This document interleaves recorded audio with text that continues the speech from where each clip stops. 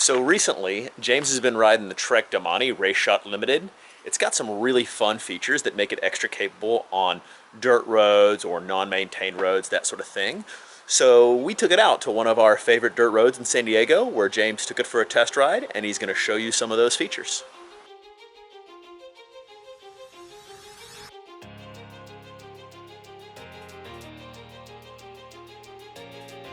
So what we have here is the Trek Domane Project 1 Race Shop Limited bike. I want to talk about the Isospeed Decoupler. This is Trek's Isospeed Decoupler. As you can see, basically the frame is all structurally one piece, and then the seat post is distinct from the seat tube, so it's inside the seat tube, but it can pivot fore aft, which is the Isospeed concept.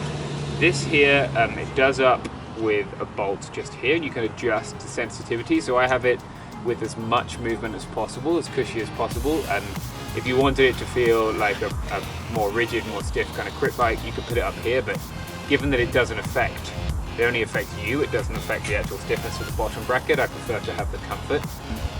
There's another Isospeed decoupler in the front. Here you can see the Isospeed logo, and it again decouples. The fork allows it to move fore aft, and then also in the handlebars there's some vibration damping here woven into the carbon.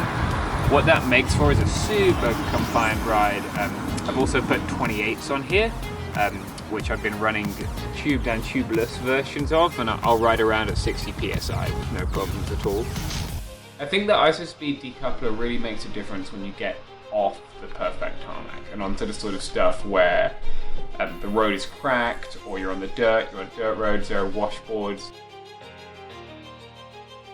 This bike definitely helps me with the wider tyres and the Isospeed decoupler to have more confidence on dirt roads and sort of mixed terrain, and that just makes it more enjoyable to do those rides, because I don't constantly feel like I'm on the very edge of the bike's ability. I think it might be a little bit heavier than a pure lightweight climbing bike, but I don't see that as too much of a problem. If you get to the end of a 100-kilometer ride and then you have a big climb, if you've been comfortable for the whole ride, you'll go up that climb faster.